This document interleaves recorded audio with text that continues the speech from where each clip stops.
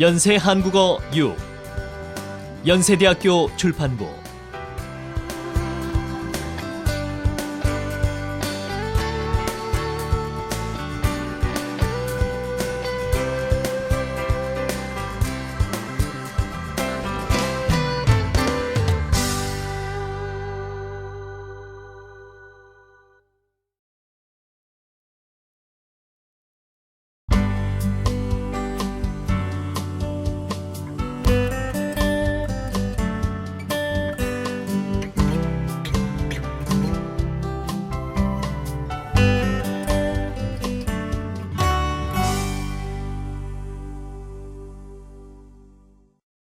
제6과 가까워지는 세계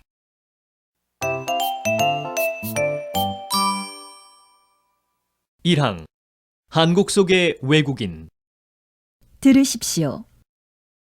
이봐, 알렉스. 오늘은 또 무슨 일이 있길래 얼굴이 그 모양이야? 지하철을 거꾸로 타기라도 한 거야? 말도 마세요. 길에서 사람들이 외국 사람 처음 본다는 듯이 힐끔거리는데 마치 제가 동물원 원숭이가 된 기분이었어요. 뭘 그 정도를 가지고 그래? 내가 처음 한국에 왔을 때는 아이들이 날 보고 울음을 터뜨리기까지 한걸? 그랬군요. 사실 이런 일이 생길 때마다 매번 불쾌하다는 내색을 하건만 사람들은 전혀 신경 쓰지 않는 눈치예요. 그래. 한국 사람이나 한국 사회가 여러 면에서 좀 배타적인 건 사실이야. 하지만 최근엔 외국인에 대한 사회적 배려도 크게 늘었고 또 제도의 개선이나 외국인과 관련된 법 개정이 꽤 활발한 걸로 알고 있어. 하지만 사회적 배려나 법 개정 같은 변화는 그저 표면적인 변화에 불과한 것 같아요. 진정한 변화는 한국 사람 한 사람의 의식의 변화에서 오는 거 아닌가요? 내가 보기에는 한국은 이미 다민족, 다문화 사회로 접어들었어. 그러니까 의식의 변화는 필연적인 거지. 혹시 알아? 그렇게 되면 오히려 한국 사람들의 관심 어린 시선이 그리워질지도. 설마요. 어쨌거나 이렇게 얘기를 나누고 보니 답답한 마음이 좀 풀리는군요. 정말이지 요 며칠 동안은 당장 내 나라로 돌아가고 싶은 심정이었어요.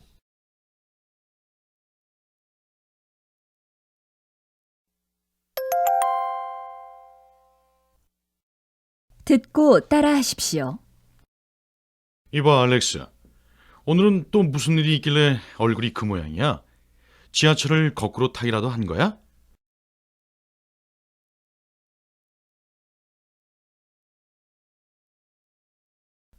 말도 마세요. 길에서 사람들이 외국 사람 처음 본다는 듯이 힐끔거리는데 마치 제가 동물원 원숭이가 된 기분이었어요.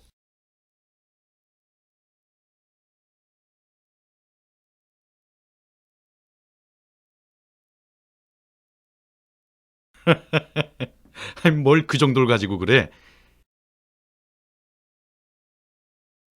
내가 처음 한국에 왔을 때는 아이들이 날 보고 울음을 터뜨리기까지 한걸?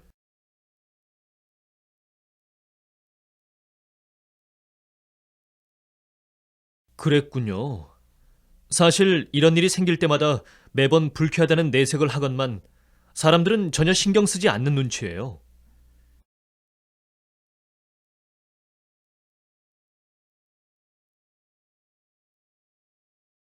그래.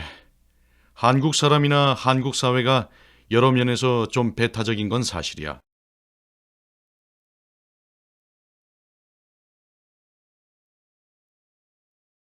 하지만 최근엔 외국인에 대한 사회적 배려도 크게 늘었고 또 제도의 개선이나 외국인과 관련된 법 개정이 꽤 활발한 걸로 알고 있어.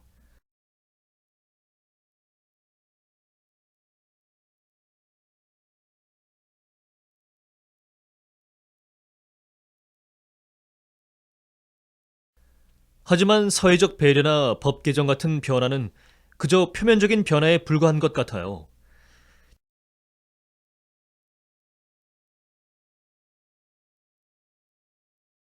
진정한 변화는 한국 사람 한 사람의 의식의 변화에서 오는 거 아닌가요?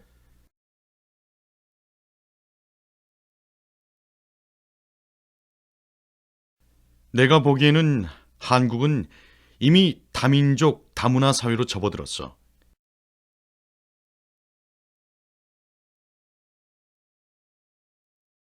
그러니까 의식의 변화는 필연적인 거지.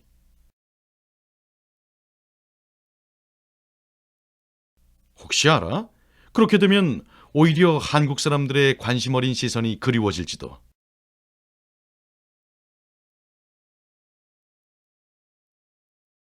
설마요. 어쨌거나 이렇게 얘기를 나누고 보니 답답한 마음이 좀 풀리는군요.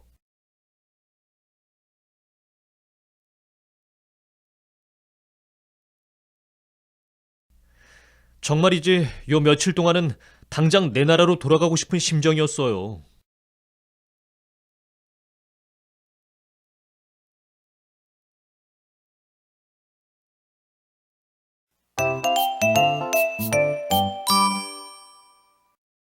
이항 경제의 세계화.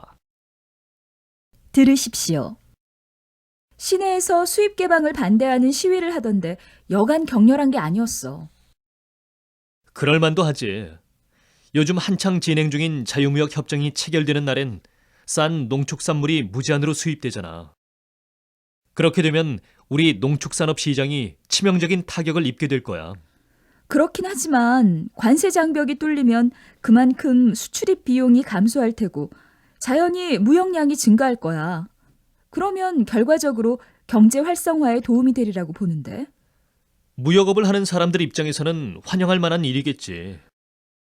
무역업을 하는 사람들뿐만 아니라 소비자 입장에서도 가격이나 질적인 면에서 선택의 폭이 넓어지니 만족도가 높아질 거야.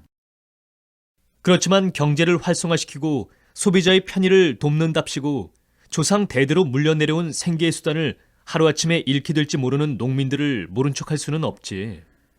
그 문제의 심각성은 정부도 잘 인식하고 있는 모양이니까 기다려봐야 할 것 같아.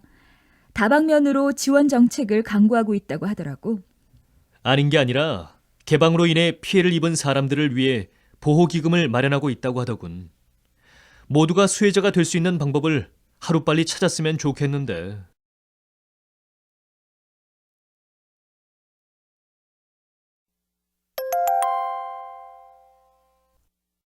듣고 따라하십시오.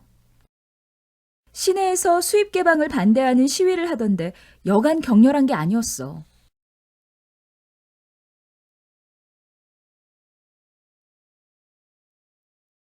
그럴만도 하지.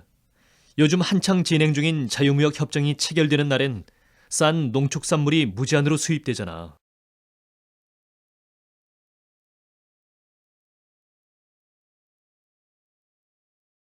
그렇게 되면 우리 농축산업 시장이 치명적인 타격을 입게 될 거야.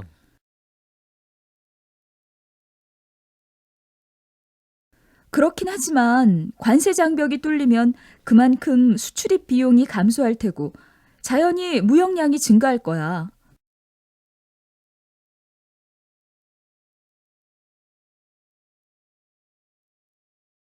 그러면 결과적으로 경제 활성화에 도움이 되리라고 보는데. 무역업을 하는 사람들 입장에서는 환영할 만한 일이겠지.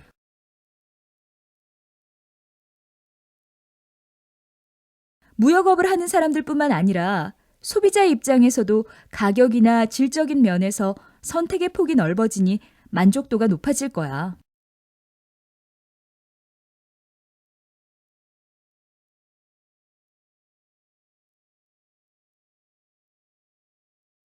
그렇지만 경제를 활성화시키고 소비자의 편의를 돕는답시고 조상 대대로 물려내려온 생계의 수단을 하루아침에 잃게 될지 모르는 농민들을 모른 척할 수는 없지.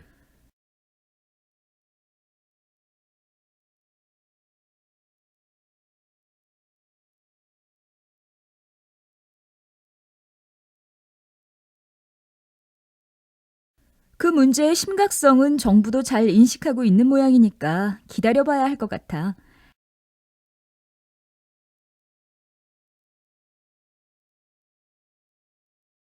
다방면으로 지원 정책을 강구하고 있다고 하더라고.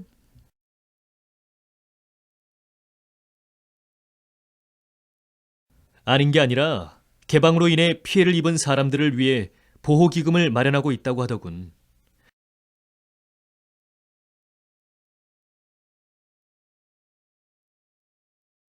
모두가 수혜자가 될 수 있는 방법을 하루빨리 찾았으면 좋겠는데.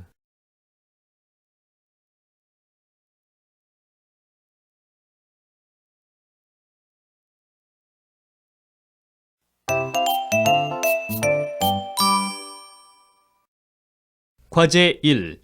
듣고 말하기. 경제발전 초기에는 국산품을 사용하는 것이 기업을 보호하고 육성하는 데 도움이 될 수 있습니다. 그러나 국산품을 사용하는 것이 한 나라의 경제에 긍정적인 영향만을 미치는 것은 아닙니다. 즉, 품질이 좋지 않은 것도 국산품이라고 해서 구매한다면 기업들의 생산성 향상이나 품질 개선 노력을 저해하게 될 것이며 결과적으로 대외 경쟁력을 약화시키고 수출도 어렵게 만들 것입니다. 글로벌 경쟁 시대에 세계의 다국적 기업들은 전 세계를 생산 기지화하고 있습니다. 가장 싼 곳에서 부품을 공급받아 가장 비용이 적게 드는 곳에서 조립하여 세계 각처에 제품을 공급하고 있는 것입니다. 21세기에는 이제까지의 자기중심적 민족주의를 버리고 보편적 세계주의 시대로 변화해야 할 것입니다. 이것은 우리 민족의 이익을 지키기 위해서도 꼭 필요한 것입니다. 세계는 수년 내에 경제적 면에서 국경이 없어질 것이며 우리나라의 농촌도 전 세계의 농촌과 경쟁해야 하고 뒷골목의 조그마한 공장도 전 세계의 공장과 겨뤄야 합니다. 그러므로 국산품 애용이 반드시 애국이 아니며 국산품도 세계 경쟁에서 이길 수 없는 것은 도태되어야 합니다.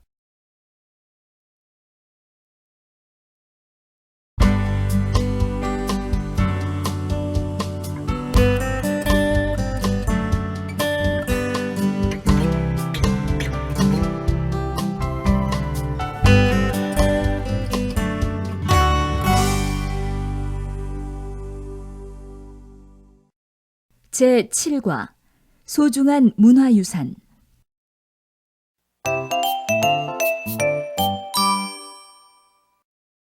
일항 한국의 문화유산. 들으십시오. 오랜만에 야외로 나오니 가슴이 탁 트이는 것 같네요. 여기 수원 화성은 역사적으로도 큰 가치가 있는 유적지라면서요? 네, 조선의 22대 왕인 정조께서 왕위에 오르지 못하고 죽임을 당한 아버지의 묘를 당시 최고의 명당인 수원의 화산으로 옮기고 근처에 새로운 도시를 건립하셨어요. 리에 씨가 한국에 대해 깊이 알고자 한국에 온 이상 이곳은 꼭 한번 둘러봐야 할 것 같아서 오늘 오자고 한 거예요. 그랬군요. 그런데 왕께서는 왜 이런 신도시를 만드신 거예요? 부모에 대한 뜨거운 효심이 제일 큰 동기였고 또 정치, 경제적 측면도 있었죠. 한국인의 정서상 부모에 대한 효심 때문이라는 건 좀 알겠는데 정치, 경제적 측면이란 구체적으로 어떤 내용이에요? 왕의 권력을 지원하는 배후 도시를 건설해서 왕권을 강화하려는 정치적 의도와 남쪽에서 서울로 올라오는 길목인 이곳을 물자 유통의 요지로 삼으려는 경제적 목적으로 이 도시를 세웠다는 거지요. 와, 화성이 그렇게 많은 의도를 갖고 건설된 계획 도시였다는 건 몰랐네요. 그런데 이런 규모의 성곽을 쌓으려면 아주 많은 사람들이 동원됐겠는데요? 이곳은 그 당시 뛰어난 학자였던 정약용을 책임자로 하고 전국의 기술자들이 대거 참여한 덕분에 매우 과학적이고 실용적인 성곽으로 세워질 수 있었다고 해요. 게다가 화성의 설계와 함께 성을 쌓는 과정 모두를 글과 그림으로 완벽하게 기록한 책을 남겨놓았다는 점에서 역사적 가치가 큰 것으로 평가되고 있어요.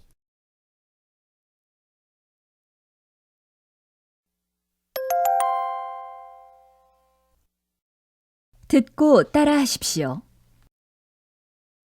오랜만에 야외로 나오니 가슴이 탁 트이는 것 같네요. 여기 수원 화성은 역사적으로도 큰 가치가 있는 유적지라면서요?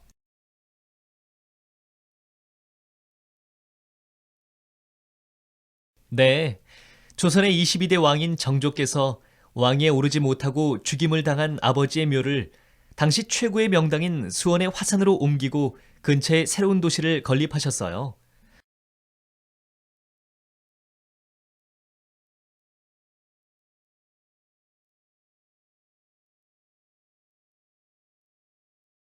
리에 씨가 한국에 대해 깊이 알고자 한국에 온 이상 이곳은 꼭 한번 둘러봐야 할 것 같아서 오늘 오자고 한 거예요.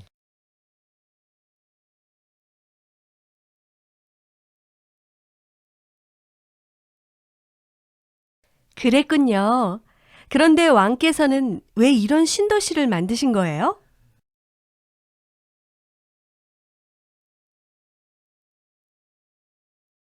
부모에 대한 뜨거운 효심이 제일 큰 동기였고 또 정치, 경제적 측면도 있었죠.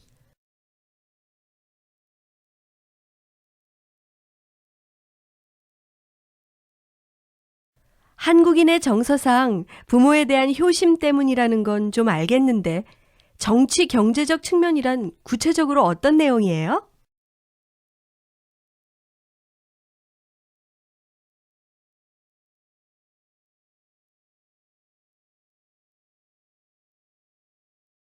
왕의 권력을 지원하는 배후 도시를 건설해서 왕권을 강화하려는 정치적 의도와 남쪽에서 서울로 올라오는 길목인 이곳을 물자 유통의 요지로 삼으려는 경제적 목적으로 이 도시를 세웠다는 거지요.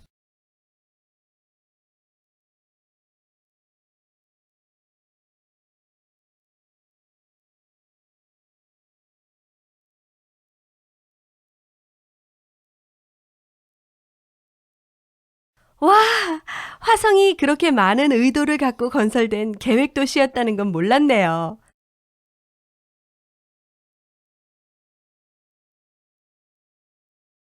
그런데 이런 규모의 성곽을 쌓으려면 아주 많은 사람들이 동원됐겠는데요?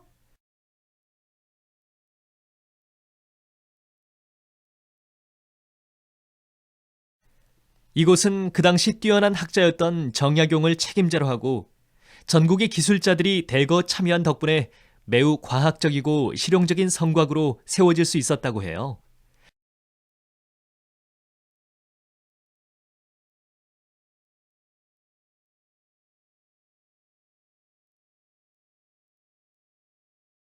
게다가 화성의 설계와 함께 성을 쌓는 과정 모두를 글과 그림으로 완벽하게 기록한 책을 남겨놓았다는 점에서 역사적 가치가 큰 것으로 평가되고 있어요.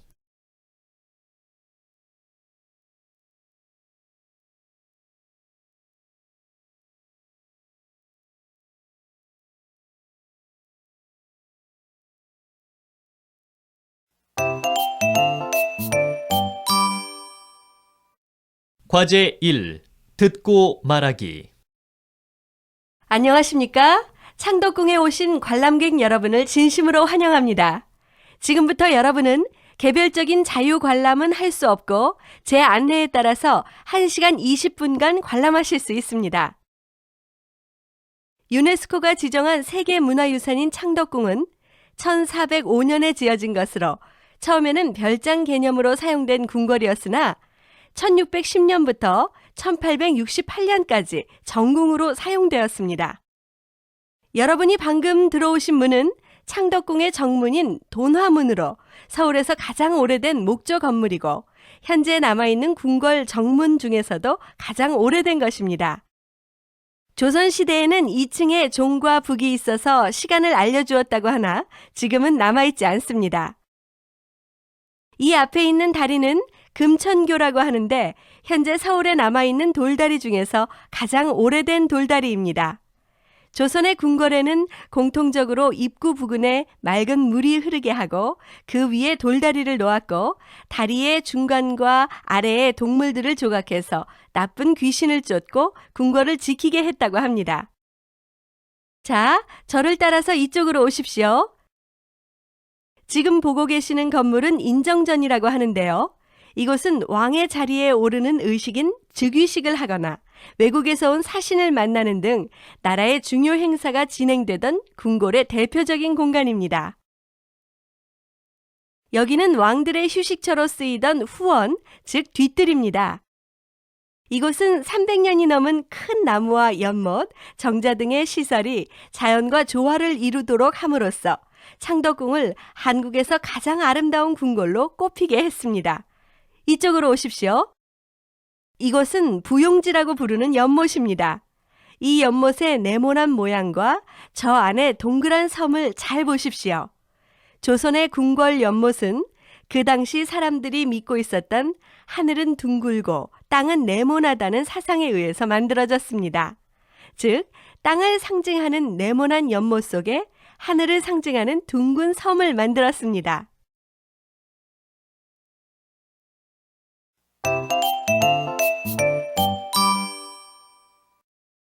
이항 세계의 문화유산.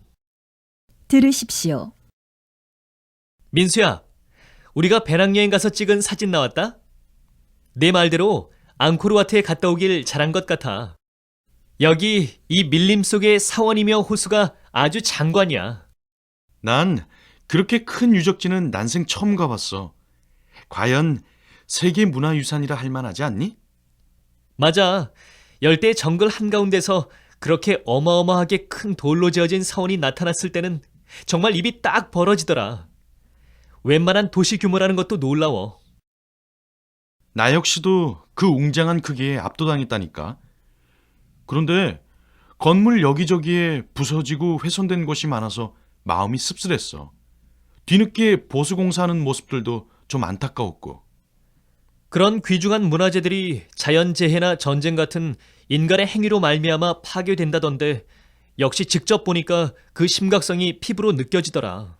그런데 세계 유산으로 지정되는 문화재들은 점점 많아지는 반면 소실되고 황폐화된 문화재들에 대한 관심이나 복구 노력은 많이 부족한 것 같아. 오랜 세월 탓에 집안까지 점점 약해지고 있다는데 말이야. 비단 세계 유산뿐만이 아니라 인류의 역사가 숨쉬는 모든 문화재들을 적극적으로 보호해야 할 것 같아. 전적으로 동감이다. 그럼 말이 나온 김에 문화보전 단체에 가입해보는 게 어떨까? 기금 마련 행사도 하고 다양한 자원봉사 활동도 한다던데. 내친 김에 오늘 가볼래?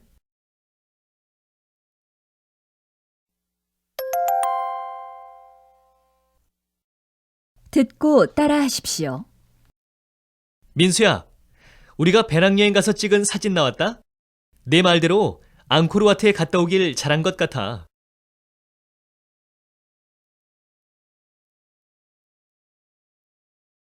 여기 이 밀림 속의 사원이며 호수가 아주 장관이야.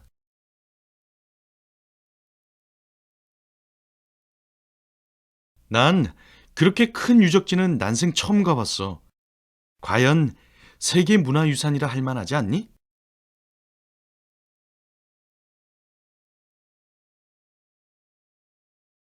맞아. 열대 정글 한가운데서 그렇게 어마어마하게 큰 돌로 지어진 사원이 나타났을 때는 정말 입이 딱 벌어지더라. 웬만한 도시 규모라는 것도 놀라워.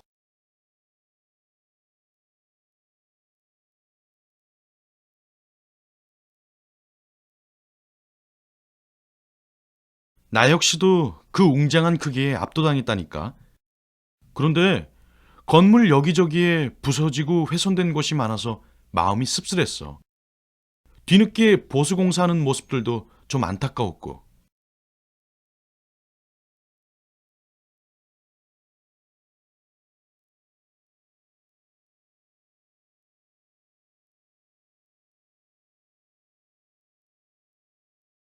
그런 귀중한 문화재들이 자연재해나 전쟁 같은 인간의 행위로 말미암아 파괴된다던데 역시 직접 보니까 그 심각성이 피부로 느껴지더라.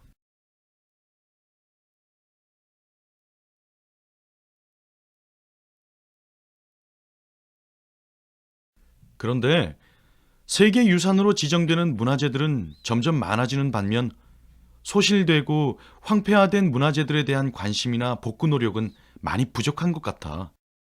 오랜 세월 탓에 집안까지 점점 약해지고 있다는데 말이야.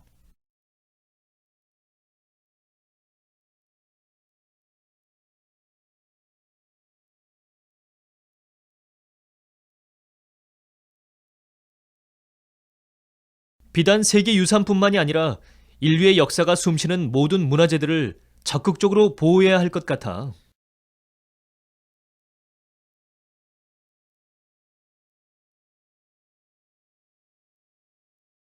전적으로 동감이다. 그럼 말이 나온 김에 문화보존 단체에 가입해 보는 게 어떨까?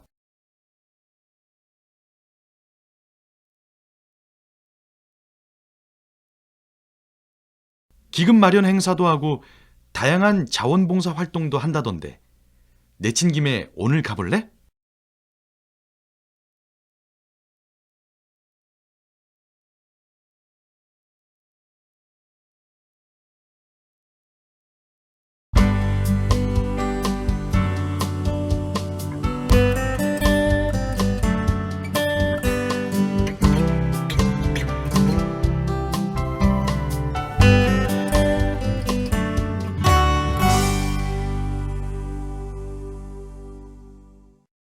제8과 한국인의 생활.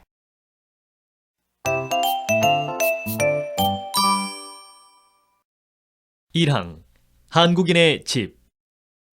들으십시오. 한옥 체험을 하고 왔다고요? 온돌방에서 자보니까 어땠어요? 겨우 한두 번 불을 떼서 밤새도록 따뜻함을 유지할 수 있다니 참 놀라웠어요. 게다가 난방을 해도 방 안의 공기가 탁해지지 않다니 놀랍다 못해 경이롭기까지 하던걸요. 언젠가 신문에서 온돌 난방법이 경제적일 뿐만 아니라 위생적이어서 세계적으로 주목을 받고 있다는 기사를 본 적이 있어요. 더욱이 요즘은 전통적인 한옥의 소재들이 자연 친화적이어서 건강하게 오래 살고 싶어하는 사람들 사이에서 새롭게 인기를 끌고 있다고요. 그런데 온돌도 온돌이려니와 방 사이에 놓인 탁 트인 마루가 아주 인상적이던데요. 잘 보셨어요. 온돌과 마루는 한옥의 과학적 우수성을 보여주는 대표적인 두 가지 특징이에요. 온돌이 겨울을 위한 장치라면 마루는 여름을 위한 공간이지요.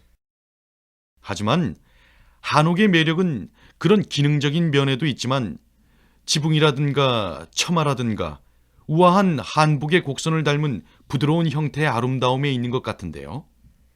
이거 하룻밤 만에 한옥의 매력에 푹 빠지셨군요. 어때요? 시간을 내서 체험해 보시길 잘했죠? 네, 우연히 체험단 얘기를 들었기에 망정이지 이렇게 좋은 경험도 못하고 한국을 떠날 뻔했어요.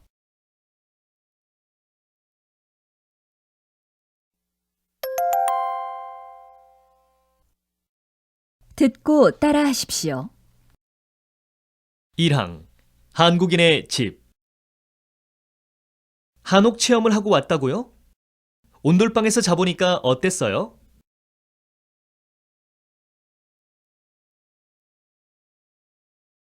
겨우 한두 번 불을 떼서 밤새도록 따뜻함을 유지할 수 있다니 참 놀라웠어요.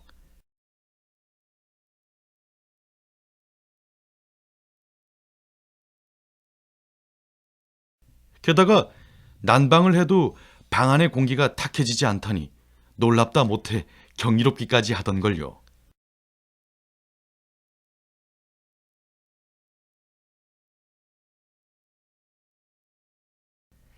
언젠가 신문에서 온돌 난방법이 경제적일 뿐만 아니라 위생적이어서 세계적으로 주목을 받고 있다는 기사를 본 적이 있어요.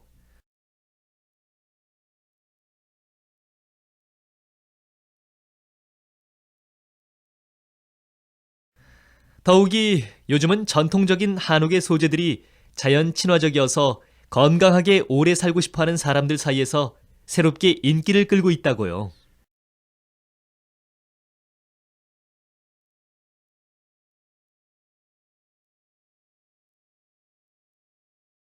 그런데 온돌도 온돌이려니와 방 사이에 놓인 탁 트인 마루가 아주 인상적이던데요.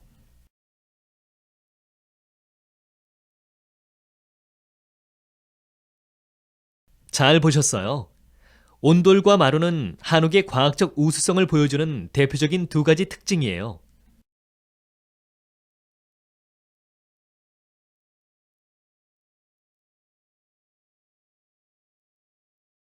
온돌이 겨울을 위한 장치라면 마루는 여름을 위한 공간이지요.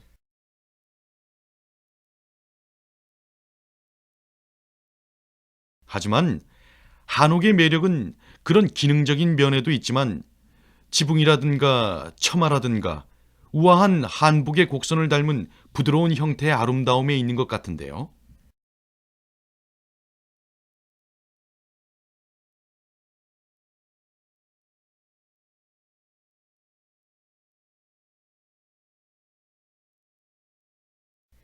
이거 하룻밤 만에 한옥의 매력에 푹 빠지셨군요.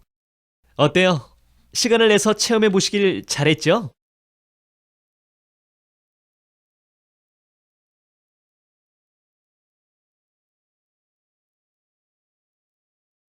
네, 우연히 체험단 얘기를 들었기에 망정이지 이렇게 좋은 경험도 못하고 한국을 떠날 뻔했어요.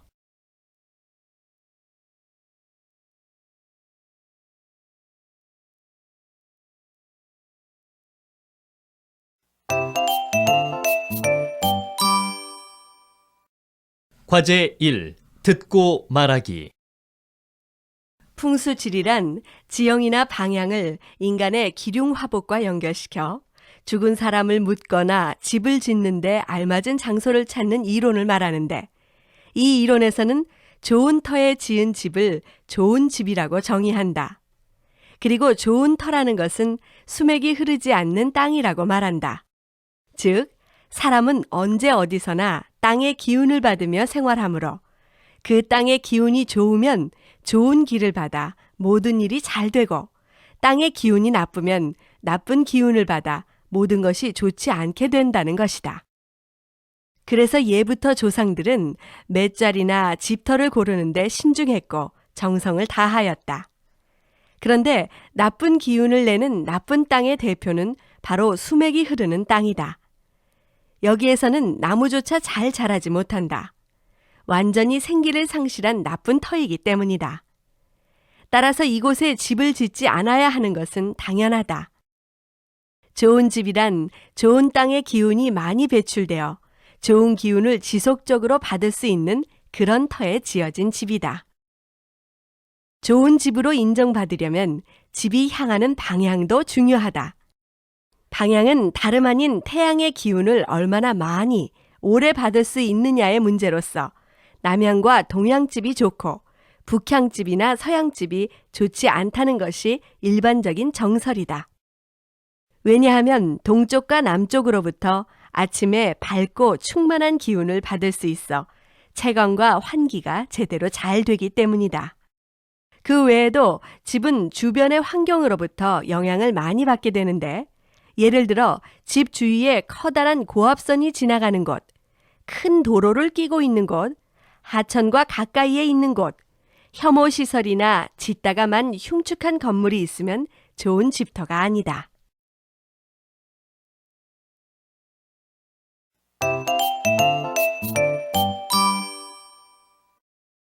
이항. 한국인의 사상. 들으십시오. 정희 씨는 날마다 어머니께 전화해서 문안 인사 드린다면서요. 지난 생신 때는 직장에 휴가까지 내서 고향에 갔다 오고요. 그야말로 효녀 심청이 따로 없네요. 효녀 심청이요? 과찬이세요. 전 그저 거동도 불편하신데 홀로 계신 어머니가 안쓰럽기도 하고 걱정도 돼서 틈틈이 안부나 여쭙는 건데요, 뭐. 제가 전화로라도 챙기지 않으면 식사도 하는 둥 마는 둥 하시거든요. 그래도 요즘 같은 시대에 그 정도로 효도하는 사람도 흔하지는 않죠. 옛날에야 우리나라의 전통 사상 중 으뜸가는 덕목이었다지만 저는 아무것도 아니에요. 어제 텔레비전에서 딸이 어머니에게 신장을 기증하는 프로그램 봤어요? 정말 감동적이었어요. 그래요. 저도 봤는데 정말 대단한 것 같아요. 어머니는 자식에게 짐이 될 수 없다며 한사코 거절했지만 결국 자식의 효심에 마음이 움직인 거죠. 그뿐 아니라 민철 씨도 알다시피 우리 주변에도 부모님이나 시부모님을 지극정성으로 보살피며 온갖 수발을 마다하지 않는 효자 효부가 많잖아요. 맞아요. 정희 씨 얘기를 듣고 보니 새삼 나 자신을 되돌아보게 되는군요. 그렇지 않아도 어버이날 선물로 뭘 보낼까 고민하던 차에 좋은 선물이 생각났어요. 바로 나를 보내는 거예요. 잘 생각했어요. 저도 부모님 살아계실 때 한 번이라도 더 찾아뵙는 게 가장 쉬우면서도 진정한 효도라고 생각해요.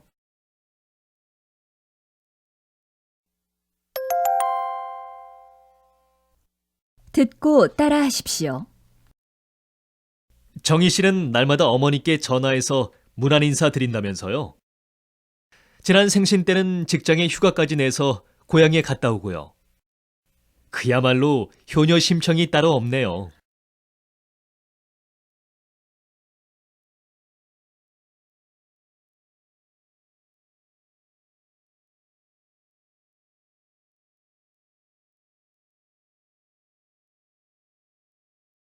효녀 심청이요? 과찬이세요. 전 그저 거동도 불편하신데 홀로 계신 어머니가 안쓰럽기도 하고 걱정도 돼서 틈틈이 안부나 여쭙는 건데요, 뭐. 제가 전화로라도 챙기지 않으면 식사도 하는 둥 마는 둥 하시거든요.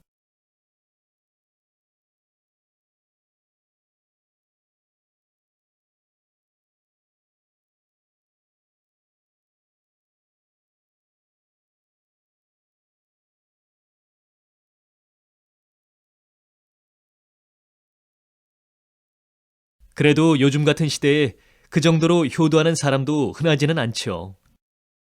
옛날에야 우리나라의 전통 사상 중 으뜸가는 덕목이었다지만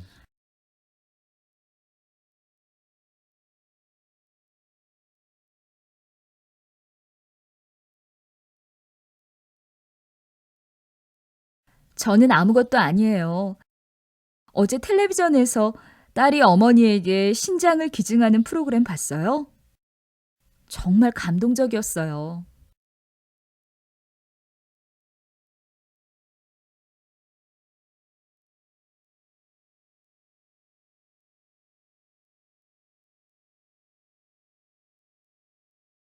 그래요. 저도 봤는데 정말 대단한 것 같아요.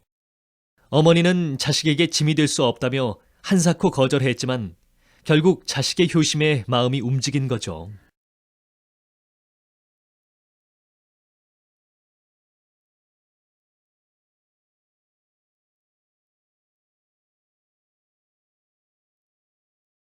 그뿐 아니라 민철 씨도 알다시피 우리 주변에도 부모님이나 시부모님을 지극정성으로 보살피며 온갖 수발을 마다하지 않는 효자 효부가 많잖아요.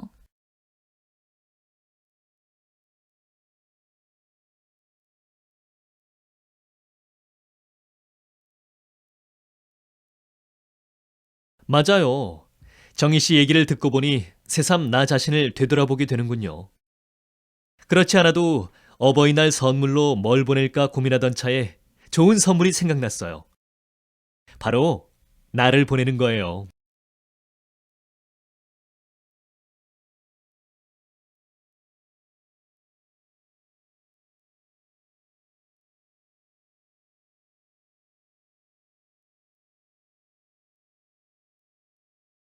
잘 생각했어요.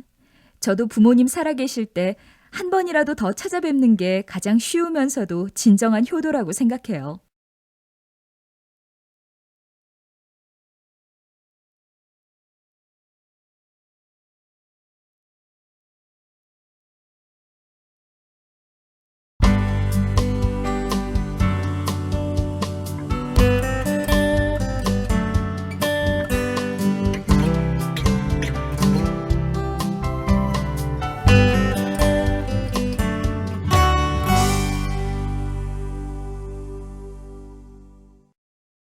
제9과 미래사회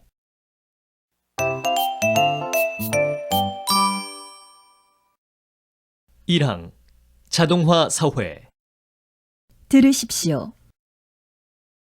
이번에 과학기술원에서 기술 개발에 성공한 수술 보조 로봇에 대한 기사 봤어? 반응이 굉장하던데. 어제 뉴스에서 봤어. 지금까지는 수술 위치를 정해주거나 수술 시 절개 부위를 잡아주는 등 한정된 역할만 할 수 있었는데 이번에 개발된 로봇은 직접 수술을 도와준다고 하니 대단하지. 3차원의 입체 영상을 통해 원격으로 수술을 집도하게 되니까 의사의 손떨림도 방지할 수 있고 미세한 봉합에 아주 적절하게 활용할 수 있다고 해. 기사 내용을 보니까 앞으로는 수술 보조만 하는 게 아니라 직접 수술을 집도하는 수술 로봇을 개발할 계획이라더군. 하긴 옛날에는 사람의 손을 거쳐야만 했던 많은 일들이 거의 자동화되었으니 그게 먼 세상 얘기도 아니지 뭐. 맞아. 지난주에 의료기기 전시회에 갔다 왔는데 모든 기계가 인공지능으로 만들어져서 사람들이 직접 조절하거나 관리할 필요가 없더라. 첨단 과학기술의 발달로 모든 것이 다 자동화된다면 우리들은 뭘 해야 하나? 이러다가 로봇이나 기계가 사람의 자리를 대신하게 되어 인간의 존재 가치가 위협을 받게 되지는 않을까 걱정이야. 그건 기술을 활용하기 나름이라고 생각해. 인간과 로봇이 공존할 수 있는 세상을 구현하도록 지혜를 모은다면 다양한 용도의 로봇을 이용해 편리한 생활을 즐길 수 있을 거야. 아무리 인간 친화적인 로봇을 개발한다 손치더라도 자동화로 인한 부작용은 없앨 수 없을 거야.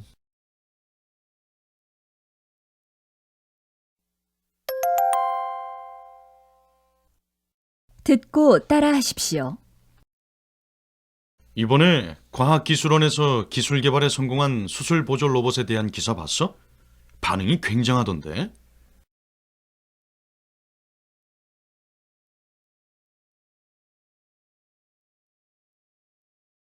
어제 뉴스에서 봤어. 지금까지는 수술 위치를 정해주거나 수술 시 절개 부위를 잡아주는 등 한정된 역할만 할 수 있었는데 이번에 개발된 로봇은 직접 수술을 도와준다고 하니 대단하지.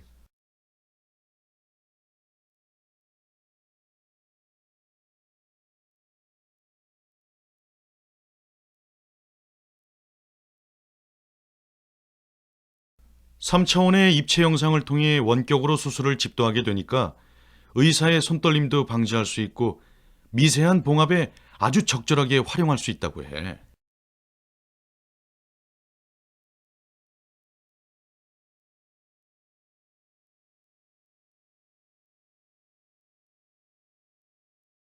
기사 내용을 보니까 앞으로는 수술 보조만 하는 게 아니라 직접 수술을 집도하는 수술 로봇을 개발할 계획이라더군.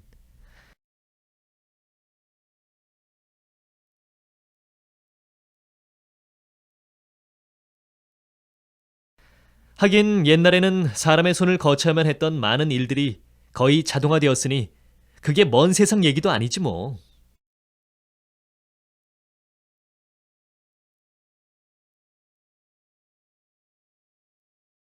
맞아. 지난주에 의료기기 전시회에 갔다 왔는데 모든 기계가 인공지능으로 만들어져서 사람들이 직접 조절하거나 관리할 필요가 없더라.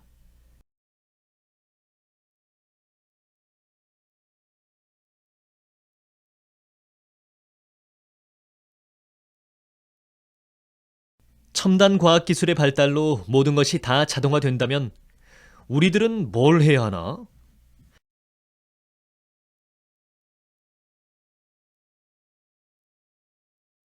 이러다가 로봇이나 기계가 사람의 자리를 대신하게 되어 인간의 존재 가치가 위협을 받게 되지는 않을까 걱정이야.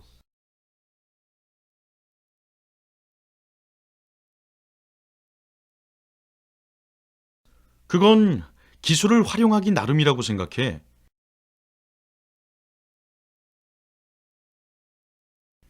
인간과 로봇이 공존할 수 있는 세상을 구현하도록 지혜를 모은다면 다양한 용도의 로봇을 이용해 편리한 생활을 즐길 수 있을 거야.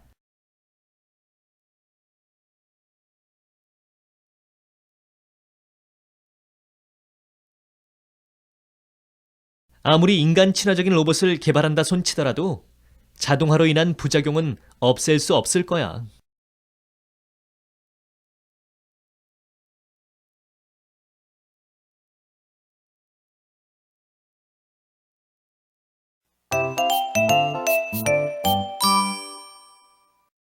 과제 2.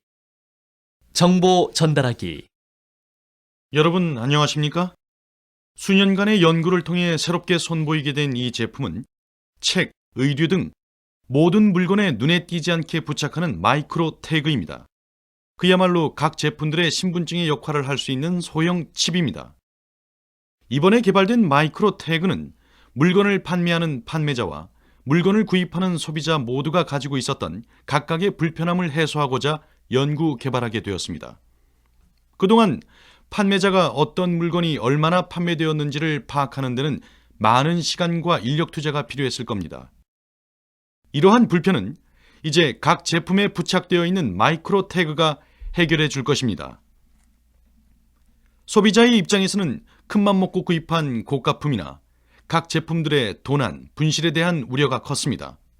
또한 사이버 공간에서 개인정보와 카드 번호를 공개하는 것에 대한 불안감도 큰 사회 문제로 대두되었습니다.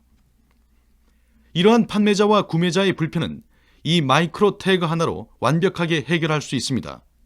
우선 마이크로 태그를 사용하게 되면 제품의 재고 관리가 용이해집니다. 왜냐하면 제품이 판매되는 순간 그 제품에 대한 모든 정보가 입력되기 때문입니다. 뿐만 아니라 구매자의 정보도 입력이 되므로 제품의 구매와 동시에 누가 이 제품을 소지하고 있는지를 파악할 수 있습니다. 또한 모든 제품의 추적이 가능하므로 도난을 당했을 경우 제품의 위치와 경로를 확인할 수 있습니다. 따라서 분실이나 도난에 대한 걱정은 사라지게 됩니다. 쇼핑 후 계산대에서 오래 줄을 서서 기다릴 필요도 없습니다. 구매한 물건은 마이크로 태그를 통해 자동으로 계산되어 소비자의 은행 계좌에서 빠져나갑니다.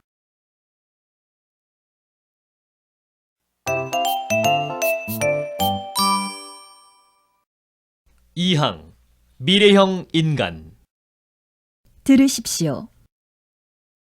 김 과장이 이번에 세무사 시험에 합격했다면서?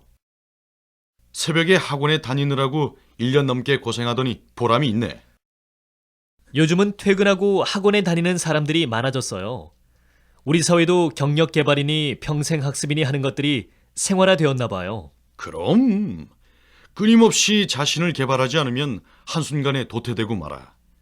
자신의 개인 생활을 포기하는 한이 있더라도 장래에 필요한 기술과 능력을 미리 준비하고 대비해야 성공할 수 있는 사회지. 취업 경쟁을 뚫고 이제야 겨우 직장 일에 익숙해져 가고 있는데 또다시 새로운 것을 준비해야 되다니. 이 사회가 우리에게 너무 많은 걸 요구하는 것 같아요. 정대리도 확실한 미래를 잡으려거든 지금의 회사 생활에 안주하지 말고 필요한 자격증이라도 따는 공부를 시작해보지 그래. 전공이 경제학이니 회계사 공부도 좋을 것 같은데. 전 지금 공부는 고사하고 제가 맡은 일만으로도 벅찬걸요. 미래 사회는 폭넓은 지식을 갖춘 전문가를 필요로 한다지만 누구나 다 그렇게 될 수는 없잖아요. 오히려 그런 시대의 흐름에 너무 억지로 맞추려다 보니 한 우물을 파는 사람이 적어지는 단점도 있는 것 같아요. 그렇지만 평생 직장의 개념이 사라진 현대사회에서 주어진 일에만 충실하다가는 살아남기 힘들지 않을까? 미래가 원하는 인재형이 그런 거라면 우리도 시대의 변화에 따르는 게 옳다고 보는데. 물론 그런 점도 있죠. 하지만 묵묵히 자신의 일을 처리해 나가는 사람도 이 사회에 꼭 존재해야 된다고 생각해요.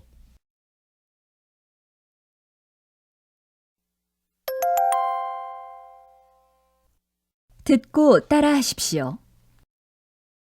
김 과장이 이번에 세무사 시험에 합격했다면서? 새벽에 학원에 다니느라고 1년 넘게 고생하더니 보람이 있네.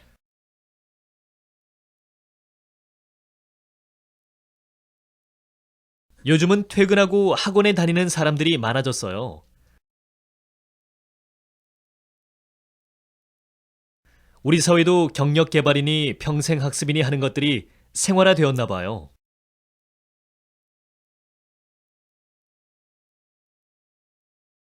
그럼 끊임없이 자신을 개발하지 않으면 한순간에 도태되고 말아.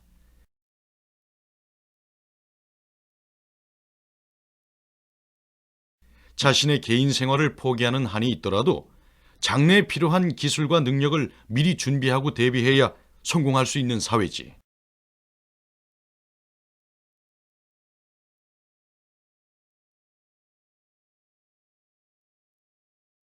취업 경쟁을 뚫고 이제야 겨우 직장 일에 익숙해져 가고 있는데 또다시 새로운 것을 준비해야 되다니.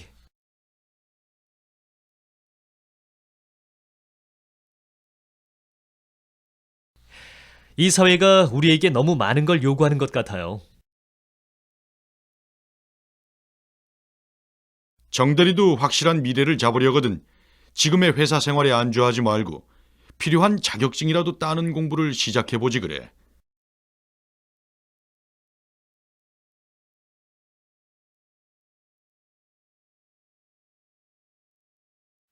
전공이 경제학이니 회계사 공부도 좋을 것 같은데.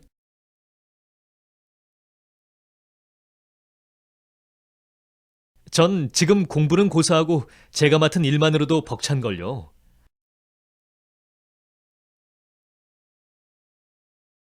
미래 사회는 폭넓은 지식을 갖춘 전문가를 필요로 한다지만 누구나 다 그렇게 될 수는 없잖아요.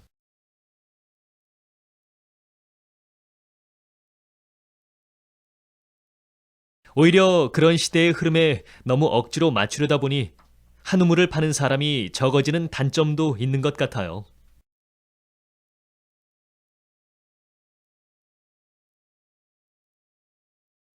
그렇지만 평생 직장의 개념이 사라진 현대사회에서 주어진 일에만 충실하다가는 살아남기 힘들지 않을까?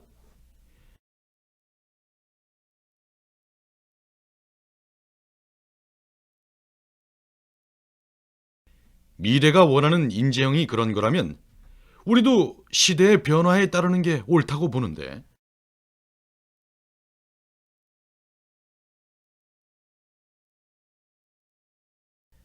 물론 그런 점도 있죠. 하지만 묵묵히 자신의 일을 처리해 나가는 사람도 이 사회에 꼭 존재해야 된다고 생각해요.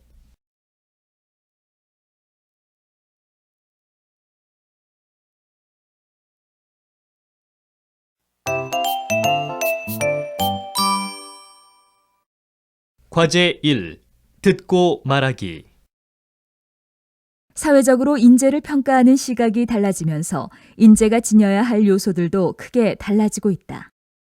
과거에는 학력과 경력을 중심으로 해당 분야에 대한 전문적인 능력만 있으면 인재로 평가받을 수 있었지만 앞으로는 업무 능력 외에도 여러 능력을 고루 갖춘 인재가 높은 평가를 받게 될 것이다. 미래 사회에서 인재로 평가받으려면 어떤 요소를 갖춰야 할까? 첫째, 비전을 가져야 한다. 미래의 변화를 예측하고 그에 적합한 꿈을 가져야 한다. 뜬구름을 잡는 듯한 모호한 비전이 아니라 구체적이고 실제적인 비전을 지녀야 한다. 눈앞의 이익만을 고려하는 것이 아니라 거시적인 관점에서의 비전을 구상해야 한다. 둘째, T자형 인간이 되어야 한다.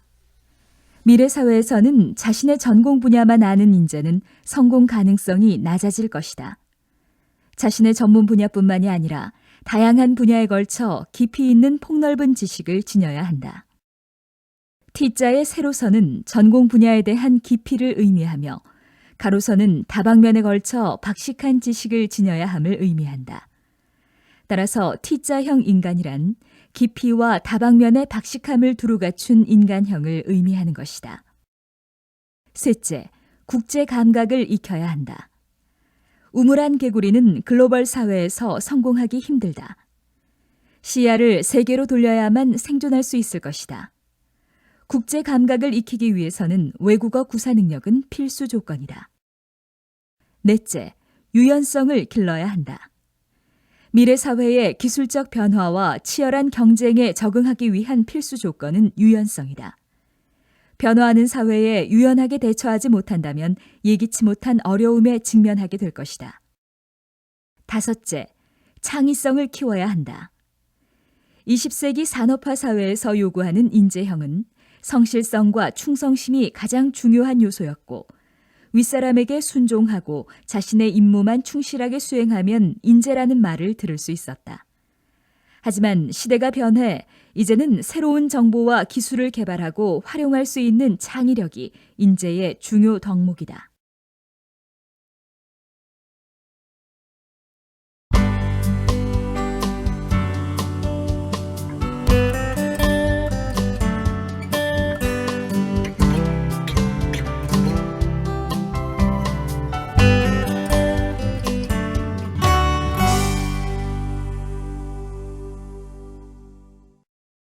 제10과 진로와 취업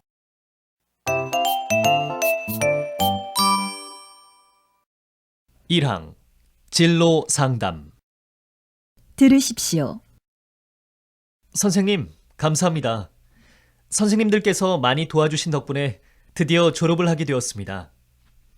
어떤 때는 너무 힘들고 어려워 포기해버릴까 하는 생각도 했었어요. 이럴 때 고생 끝에 낙이 온다는 말을 쓸 수 있는 거죠. 그런데 졸업 후에는 뭘 할 거예요? 취직을 할 건가요? 아니면 계속 공부를 할 건가요? 실은 진학하지 않고 취직을 하기로 결정하기는 했는데 제가 입사하고 싶은 회사는 한국에서 손꼽히는 유명한 대기업이라 경쟁이 만만치 않을 것 같아요. 대기업은 연봉이 높고 복리후생이 잘 되어 있는 까닭에 취업 준비자들이 너도 나도 입사하려고 드니까요. 하지만 무엇보다도 자기가 정말 하고 싶은 일을 할 수 있고 아울러 자신의 능력을 충분히 발휘할 수 있는 곳인지 먼저 살펴봐야 해요. 그런 생각을 안 해본 것은 아니지만 아무래도 큰 조직에서 많은 경험을 통해 일을 배울 수 있는 대기업이 더 낫지 않을까요? 제 얘기는 무조건 대기업에 지원하지 말라는 얘기가 아니에요. 대기업만큼 안정적이진 않을지라도 도전적이며 자신을 발전시켜줄 가능성이 높은 중소기업이나 벤처기업으로도 한번 눈을 돌려보라는 거지요. 선생님 말씀을 듣고 보니 제가 너무 근시한 적이었던 것 같네요. 이제부터는 어떤 회사가 저에게 가장 잘 맞는지 기업에 대한 구체적인 정보를 찾아봐야겠네요. 그러면서 그곳에서 필요로 하는 사람이 되도록 경쟁력을 높여 나가노라면 제 꿈을 이룰 수 있겠죠. 유익한 말씀 정말 고맙습니다.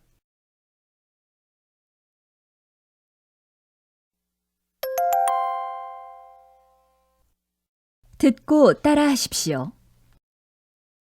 선생님, 감사합니다. 선생님들께서 많이 도와주신 덕분에 드디어 졸업을 하게 되었습니다.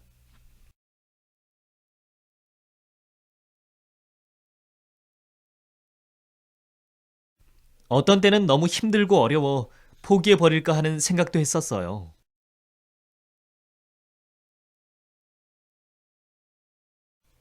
이럴 때 고생 끝에 낙이 온다는 말을 쓸 수 있는 거죠. 그런데 졸업 후에는 뭘 할 거예요? 취직을 할 건가요? 아니면 계속 공부를 할 건가요?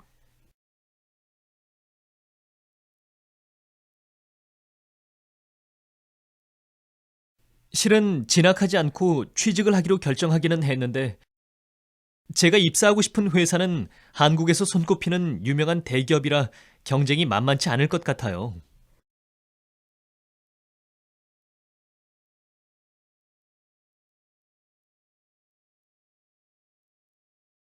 대기업은 연봉이 높고 복리후생이 잘 되어 있는 까닭에 취업 준비자들이 너도 나도 입사하려고 드니까요.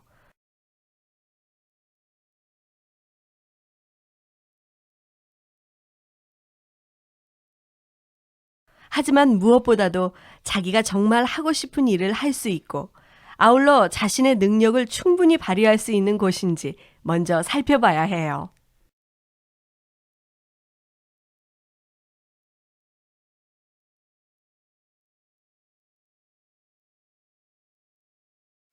그런 생각을 안 해본 것은 아니지만 아무래도 큰 조직에서 많은 경험을 통해 일을 배울 수 있는 대기업이 더 낫지 않을까요?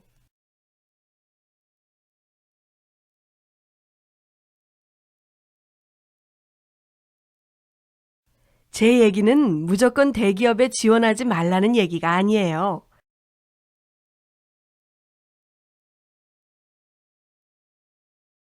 대기업만큼 안정적이진 않을지라도 도전적이며 자신을 발전시켜줄 가능성이 높은 중소기업이나 벤처기업으로도 한번 눈을 돌려보라는 거지요.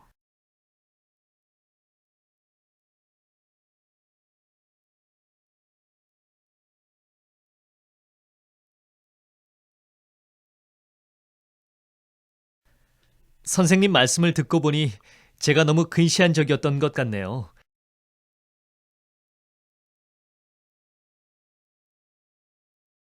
이제부터는 어떤 회사가 저에게 가장 잘 맞는지 기업에 대한 구체적인 정보를 찾아봐야겠네요.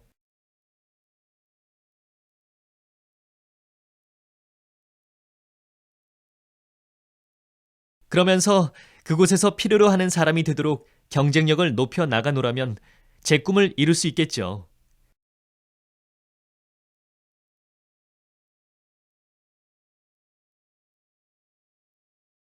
유익한 말씀 정말 고맙습니다.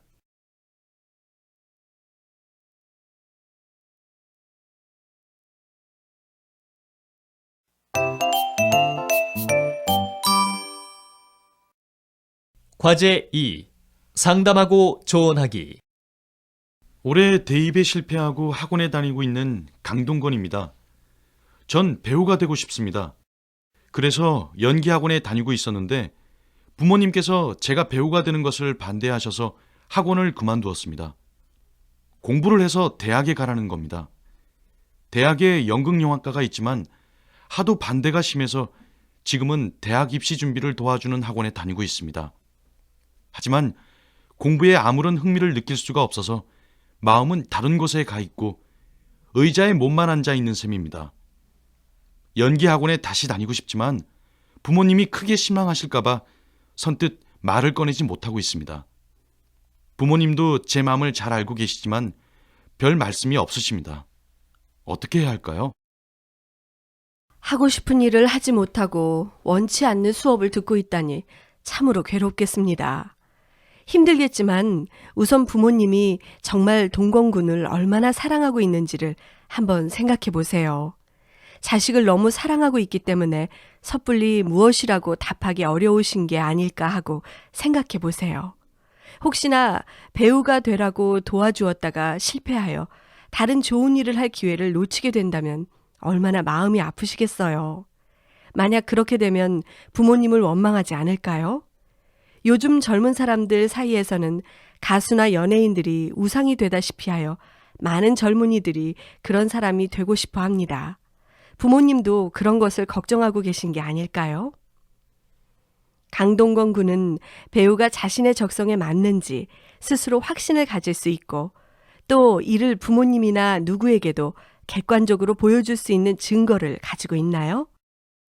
그렇지 않다면 일단 적성, 흥미, 성격 검사를 한번 받아보십시오. 그리고 가까운 상담소에 가서 진로 상담을 적어도 3번 이상 받아보십시오. 상담을 해서 배우가 적성에 맞는지, 배우는 어떤 생활을 하는지, 배우가 되려면 노래 말고 어떤 다른 재능도 필요한지, 그리고 배우 말고 다른 직업인이 될 수 있는 방법은 없는지 등을 진지하게 알아보고 고민해 보십시오. 그리고 나서도 배우가 되는 것이 최선이라고 판단이 선다면 그땐 그 일을 적극적으로 추진하시기 바랍니다. 이제 이러한 절차를 거쳐서 배우가 되기로 확신을 가졌다면 부모님과 진지하게 이 문제를 상의해 보십시오. 부모님께 자신의 생각과 그동안의 진로 상담 결과를 잘 전달해서 설득을 하시기 바랍니다. 혼자서 할 자신이 없으면 주변에서 도와줄 수 있는 사람을 구해 보십시오. 부모님이 반대한다고 무조건 화내거나 싸우지 말고 부모님을 충분히 이해시키고 설득시킬 수 있도록 하는 것이 중요합니다. 물론 거기에는 충분한 근거들이 있어야 하겠지요. 그렇게 한다면 부모님은 성숙한 아들의 모습을 보며 적극적으로 지원해 줄 겁니다.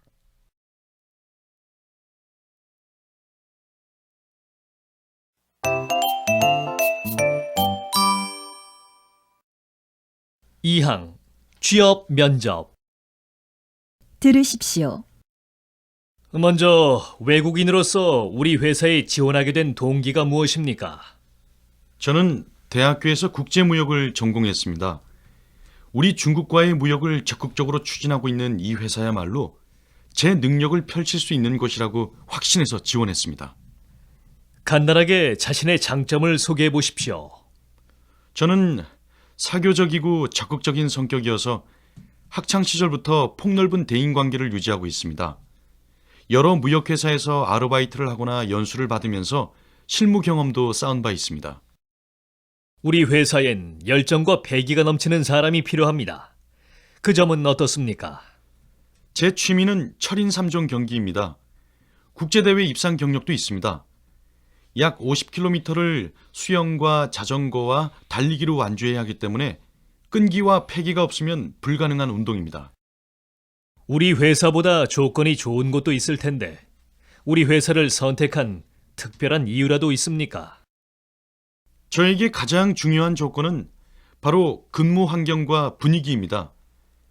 틀에 박히고 구태의연한 업무 방식을 버리지 못하는 곳에서 일할 바에야 실업자로 지내는 게 낫다고 생각합니다. 이 회사에서는 창의적으로 업무를 수행하고 능력에 따라 평가받을 수 있으리라고 판단했기 때문에 지원한 것입니다.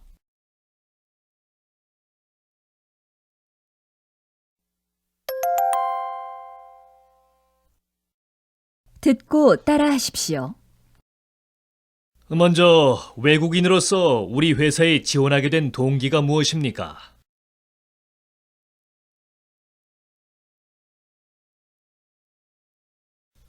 저는 대학교에서 국제무역을 전공했습니다.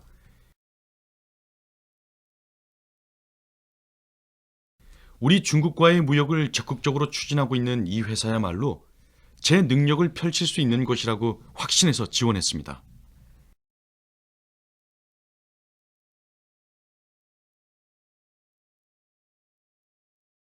간단하게 자신의 장점을 소개해 보십시오.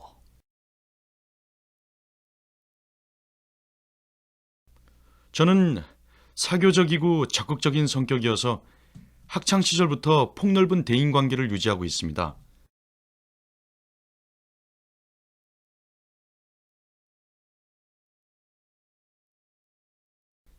여러 무역회사에서 아르바이트를 하거나 연수를 받으면서 실무 경험도 쌓은 바 있습니다.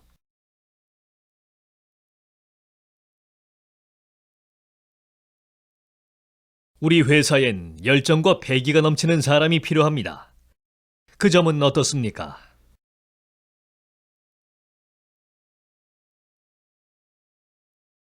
제 취미는 철인 3종 경기입니다. 국제대회 입상 경력도 있습니다. 약 50km를 수영과 자전거와 달리기로 완주해야 하기 때문에 끈기와 패기가 없으면 불가능한 운동입니다.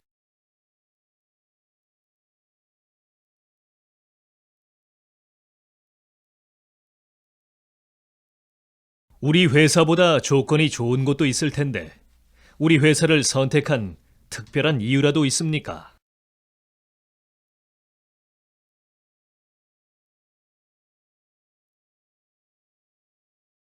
저에게 가장 중요한 조건은 바로 근무 환경과 분위기입니다.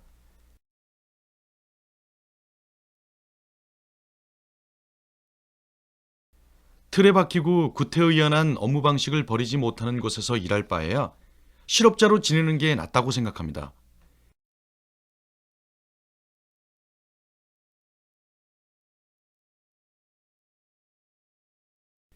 이 회사에서는 창의적으로 업무를 수행하고 능력에 따라 평가받을 수 있으리라고 판단했기 때문에 지원한 것입니다.